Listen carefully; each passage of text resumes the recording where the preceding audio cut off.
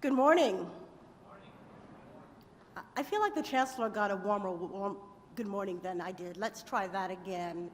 Maybe it's because he was first and I'm third and you're tired of saying good morning, but the other way to look at this is that was practice and this is for real. So, good morning. Good morning. All right. So as the video says, we are just getting started. Here we are 30 years into the Emerging Issues Forum.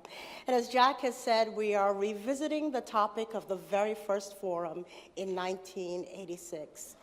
I can't tell you how exciting it is for me to stand here and welcome all of you in this room and the thousands of you who are now watching via live stream. A lot has changed in the last 30 years, and yet, some things stay the same. The diversity in this room is testament to the importance of this convening. Take a look around, like for real. Put your head on a swivel and take a look around.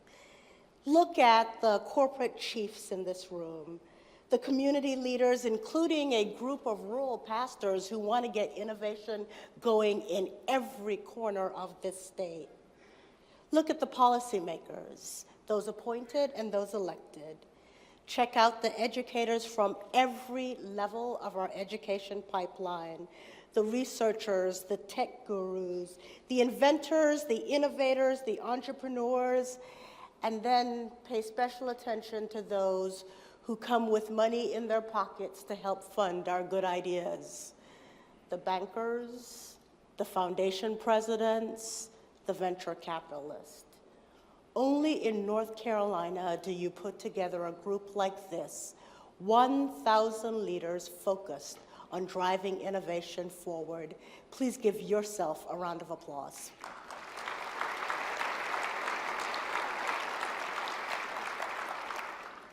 Now, I'm happy to see each and every one of you, but I want to point out, especially to those of you who are watching online, that I am happiest to have in our midst over 100 young people from 21 colleges, universities, community colleges across North Carolina who raised their hands and said, yeah, I am the innovator of the future. You can't have this conversation without my voice in the room. We put the call out, and I am delighted that so many people responded. I am particularly delighted for all of those colleges and universities who sponsored their students to be here because they recognized how important this conversation was to North Carolina, to their campuses, and to the innovators of the future.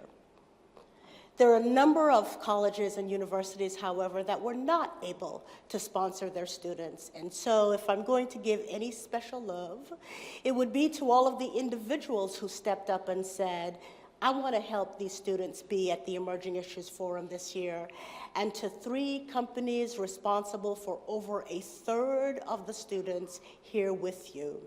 They are Blue Cross Blue Shield of North Carolina and Mosaic Health Solutions, the local government Federal Credit Union, and Piedmont Natural Gas. Please give them a hand.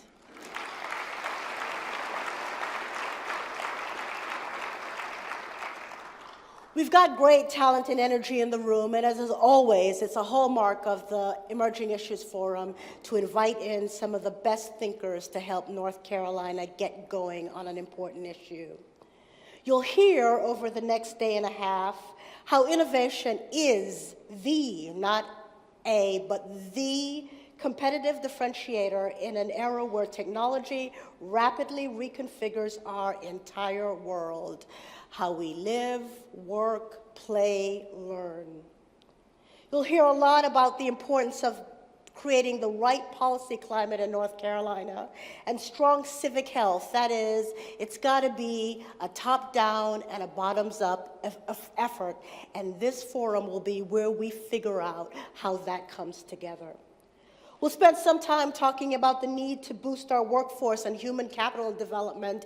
Innovation is not something that happens by happenstance. It happens because people are prepared and are in the right environment to support their work. We'll talk about what it means to secure the right kinds of spaces and resources for thriving innovation. We'll get real and spend some time dealing with how we confront new threats and challenges. And finally, because we always end with a what do we do about this note, we'll spend some time thinking about how we seize a future of extraordinary possibilities in the new innovation economy. Buckle in, my friends. It's going to be fast-paced, it's going to be thrilling, it's going to be great. I know you're all anxious to get started and you'd like me to get out of the way, but there are a few housekeeping matters I need to deal with this morning. So let me run through a couple of key logistics. To begin with, I'm sure there's some of you out there asking the question, is there free Wi-Fi in the convention center? The answer is yes and no. It is free to you. I am paying for it. Use a lot of it, please. Also, as Chancellor Woodson mentioned, Fidelity Investments has generously sponsored our conference mobile app. If you haven't already downloaded the app onto your mobile device, I want to ask you to go ahead and pull out your tablet or telephone, whatever it is you're going to be using to engage in this forum, and download the app now. You'll find instructions for the app on your table. And for those of you who are watching live stream, right there on that same forum live page, you too will find instructions. You can also find a link to the web browser version of the app. This is a really exciting part of this forum. It's how we're going to talk to each other, talk to our speakers, and so I want to encourage you to go ahead and get that now. It is also true that Fidelity has done a very nice welcome video for you all, and I encourage you to watch that when you've got a moment. The app is intuitive and it's quite simple to use. I figured it out, and I'm just telling you, that's saying a lot. It is, in fact, a virtual version of your program book, but with enhanced functionality. So you'll notice that there are limited numbers of the printed program book on your table. That's because we really want to encourage you to use the app. It provides the agenda, speaker information, links to forum materials. We'll have periodic updates, so please be sure that it's continually refreshed. That's just a few of the features we will use during the next 2 days. We really do hope that this forum app takes your experience to a whole new level by allowing you to access relevant information and to participate seamlessly in this important conversation. And you may note, you can even give us money through the app. I thought there was going to be laughter, applause, something. The app has a live polling feature that we'll all be using at key points during the next couple of days. For the sessions that include live polling, the app agenda entry will include a Participate in Live Poll button. There you see, that's what it looks like. All right, so let's try a quick preview. I want you to go ahead, pull out your device, check out the app agenda entry for the session that will come next, entitled RTP Innovator Spotlight. Click on that session on the app agenda. You'll see speakers' names, titles, photos. You should also see the live polling button. If you click that button right now, you should get this message. How many people got it? Okay, we're just going to wait on the rest of you to wake up.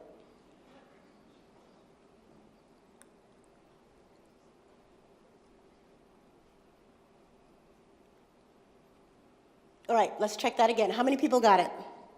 Better, great. All right, so you're getting that message because we haven't yet activated the feature, but you're ready. And I'll move through the next 2-day agenda. I will cue you every time there's a polling link activated. We know it's important to you all to have a chance to engage in conversation with the speakers, and yet we recognize that with over 1,000 people in this room, it's really impossible to do that in the way that we used to do that. And so we're going to use our technology for our question and answer periods with speakers. You actually have 4 ways that you might ask questions. The first is, you can just send us an email. Send your questions to emergingissues@ncsu.edu. It helps us if you start with the subject line, speaker question. Secondly, for those of you who tweet, by all means, you can tweet your questions to us. We are monitoring every tweet that goes out with the hashtag 2015EIF. You can also submit questions via the mobile app. You'll see a tab that says Submit Questions, Take Survey. That's located in the menu. And then for those of you who are absolutely unwilling to use your device, even though I'm encouraging you to use all of this free Wi-Fi, there are some index cards on your tables. You may submit a question by writing it out. I've got colleagues all around. There you go. They will be holding up those paddles. They'll come by and take your question, and they'll run them up to the stage. So there ought to be no reason, if you have a good question for a speaker, that we won't get it, except for the constraints of time.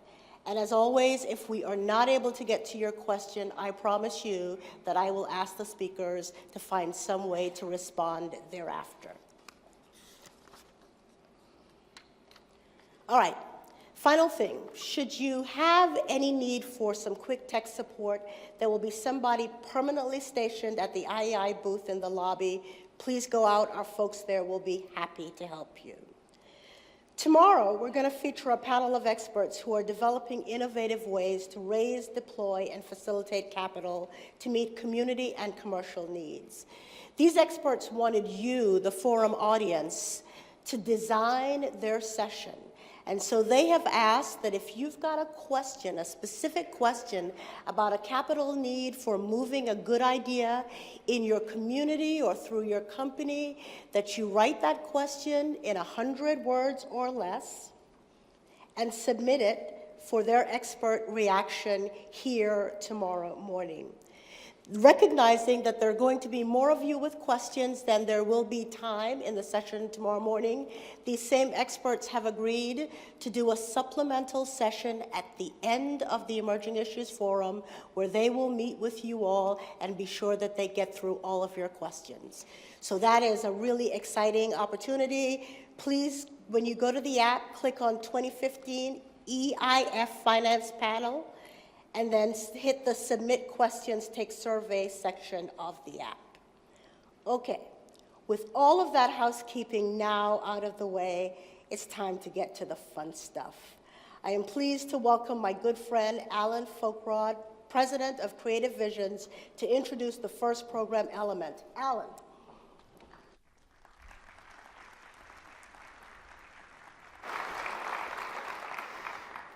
Well, I am so excited to have the opportunity to kick off a brand new segment this year to the Emerging Issues Forum. It's called the RTP Innovator Spotlight. For those of you who do not know, the Research Triangle Park Foundation believes North Carolina is home to the best and the brightest talent that the world has to offer.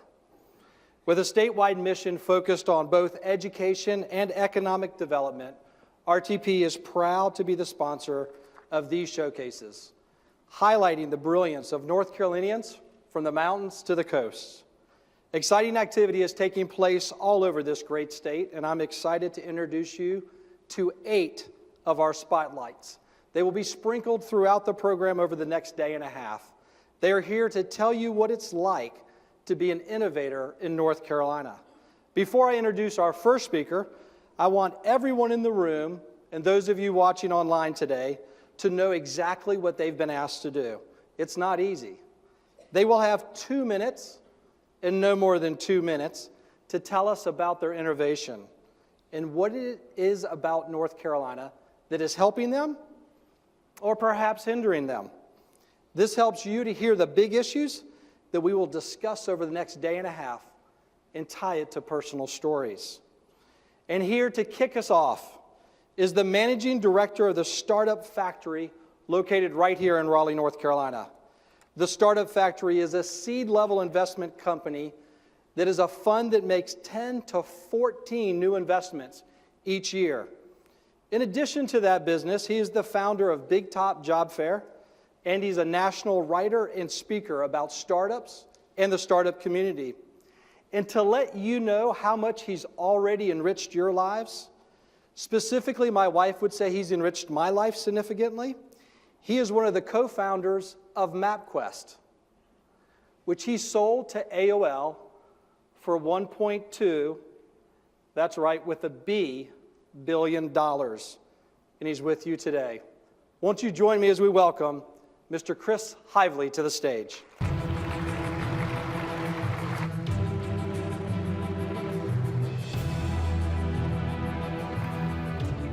All right, Chris, you know the drill. You've got 2 minutes. Game on. Game on. If you go over 2 minutes, you're going to hear the Academy of Music come in. And that means And I shouldn't sing.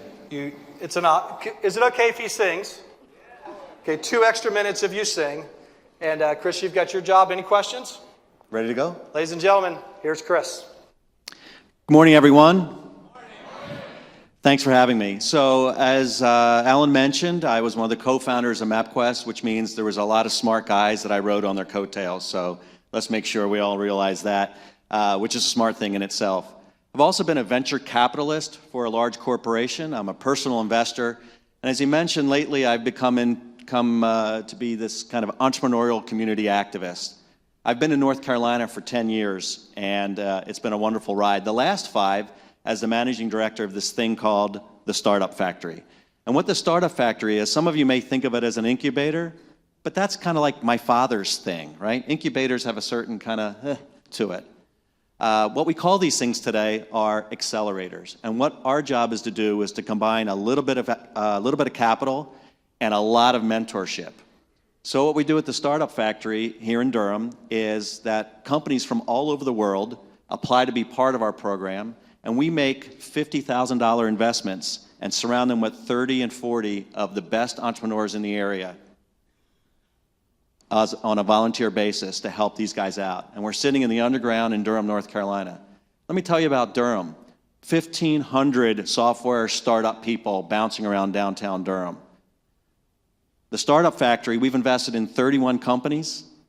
We've put about $3 million into play, and those companies have built up about 100 employees. Economic development is a nice result of that.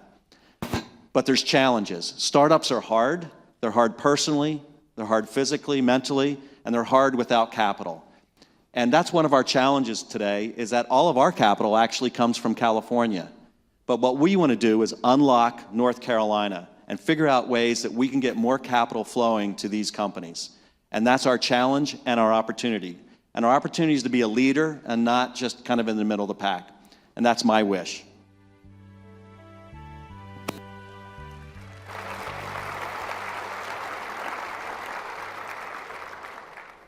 That was nearly perfect.